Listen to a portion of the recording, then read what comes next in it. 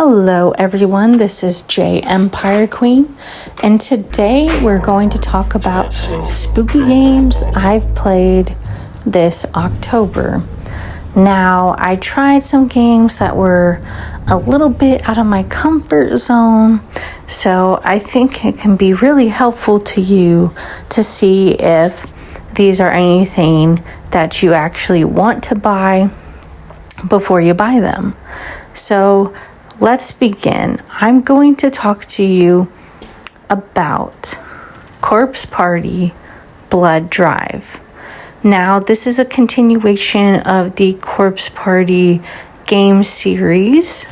It is the third game in the Corpse Party series, and it came out in 2021.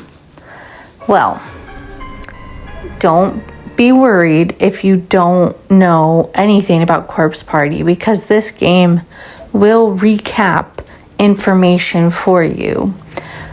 There is, though, a lot of differences in this game than in the previous two.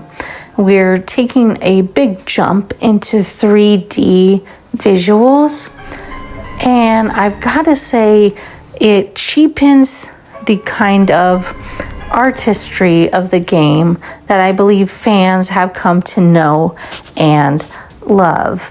It's very blocky, very rudimentary, and it's not my favorite in the series. However, I think this game does a good job of introducing some new characters to the series. This game is also unique in that it continues the story from where the survivors left off in the first game. I have to just say that this game is disappointing, to say the least. It doesn't have the same fear effect of the original, and there's really not any animations or anything to kind of draw you in. You get cutscenes, but they're all very bland, and you only walk a couple feet before you run into them, so it's a lot of dialogue, and you lose a lot of interest very quickly.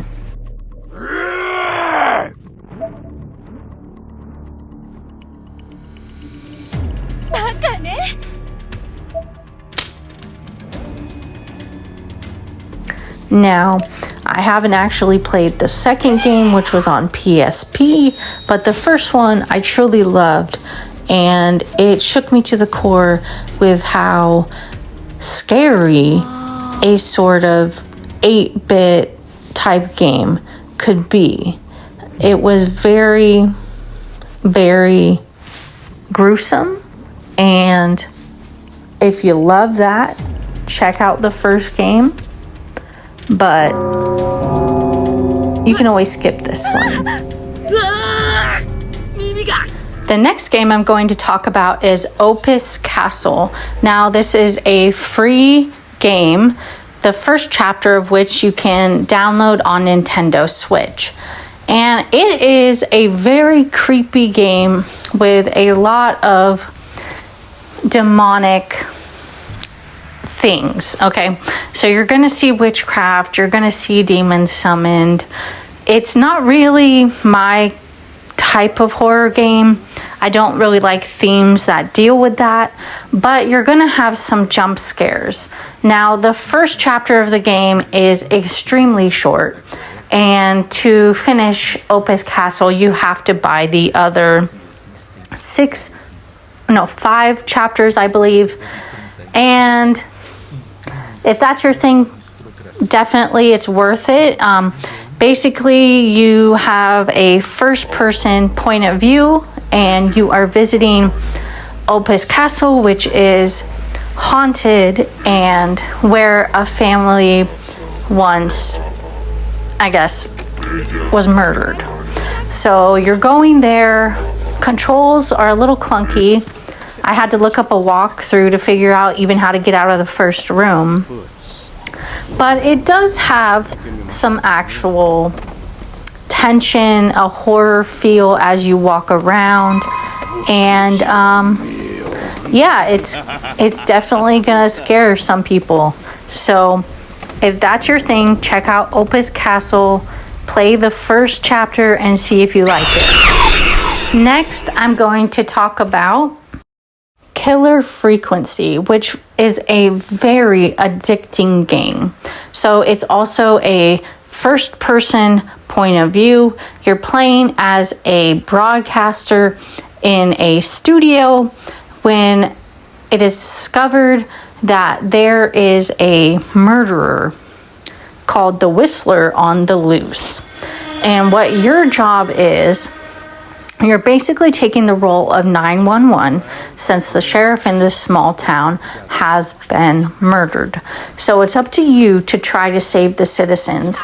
Now, this is done in a very simple way. You have to look for things around the studio that may help you. For instance, you might have to look up maps, or you may have to look up guidebooks. And it requires you to search the studio, which is a fun element in a rather static game where you're spending most of your time right around the studio equipment.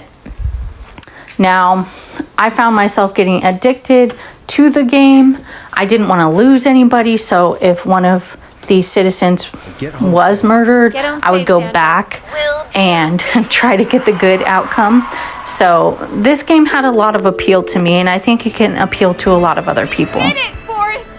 I'm also going to talk to you about Silent Hill: The Short Message. This is a free game on PlayStation, which I highly recommend for people who like psychological thrillers that also play into kind of this demonic, twisted realm.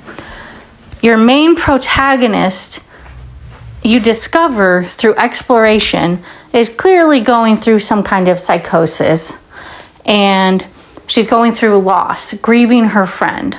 But there's more to the story. And as you uncover this kind of strange environment and you discover this story, it really sinks you in and makes you want to continue playing to find out what is actually going on in the mind of this protagonist. Oh, yeah.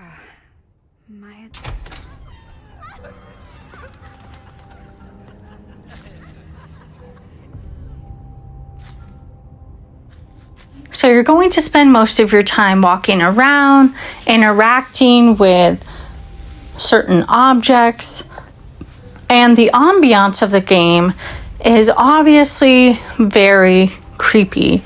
You're in like this abandoned building, which is known to be a suicide spot. And you are clearly struggling with thoughts of committing it yourself.